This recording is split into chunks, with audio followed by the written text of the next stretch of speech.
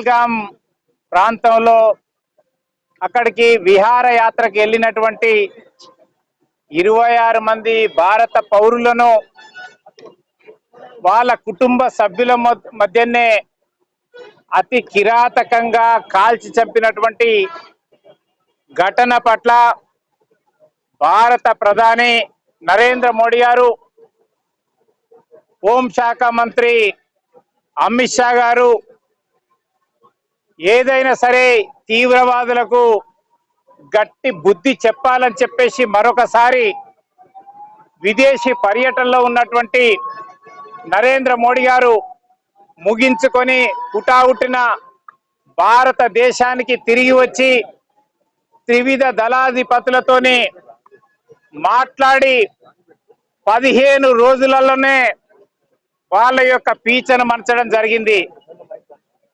Operation Sindhu పేరుతోని పాక్ యొక్క border లో ఉన్నటువంటి పిఓకేలో ఉన్నటువంటి 9 తీవ్రవాద స్థావరాలను మరి నేలమట్టం చేసినటువంటి ఘటన మనం చూసినాం. మరి భారతదేశం యొక్క సైనికులు ఏదైతుందో సాహసోపేతమైనటువంటి నిర్ణయాన్ని తీసుకొని సంఘటన జరిగిన కేవలం 15 రోజులలోనే 100 మంది తీవ్రవాదులను హతమార్చడం, 60 మంది తీవ్రవాదులు గాయపడడం, 9 స్థావరాలు ఏవైతున్నాయో వాయులకు ఆయుధాలు సరఫరా చేసేటటువంటిది, వాళ్ళకు శిక్షణ ఇచ్చేటటువంటి కేంద్రాలన్నిటినీ కూడా మట్టు పెట్టడం జరిగింది. గతంలో కూడా ఈ రకంగానే యూరిలో కానీ పుల్వామాలో కూడా ఇదే రకమైనటువంటి దుందుడుకు విధానాలకు పాల్పడ్డప్పుడు ఇదే నరేంద్ర మోడీ గారు మరి బాలాకోట్లో అదే రకంగా సర్జికల్ స్ట్రైక్ పేరుతోని హతమార్చినటువంటి సంఘటన మనకు తెలుసు. భారతదేశం యొక్క జోలికి వస్తే ఏమవుతుంది అనేది ఈరోజు చూపించినాం.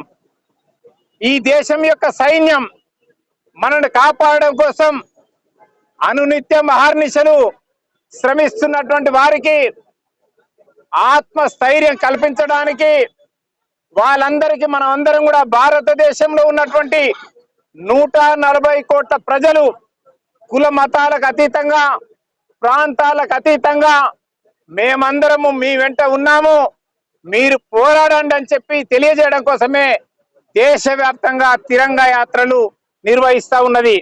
అందులో భాగంగానే ఈరోజు చౌటుప్పల్ యొక్క మండల కేంద్రంలో మరి ఇక్కడ ఉన్నటువంటి పౌరులందరూ కూడా ఈ యొక్క తిరంగ యాత్రలో పాల్గొని ఈ యొక్క భారత సైనికులకు జేజేలు పలకడం జరిగింది. ఈ యొక్క సాహసోపేతమైనటువంటి నిర్ణయాన్ని ఆలోచన చేసినటువంటి భారత ప్రధాని నరేంద్ర మోడీ గారికి, అమిత్ షా గారికి, రక్షణ శాఖ మంత్రి రాజ్నాథ్ సింగ్ గారికి ధన్యవాదాలు తెలియజేయడం జరిగింది.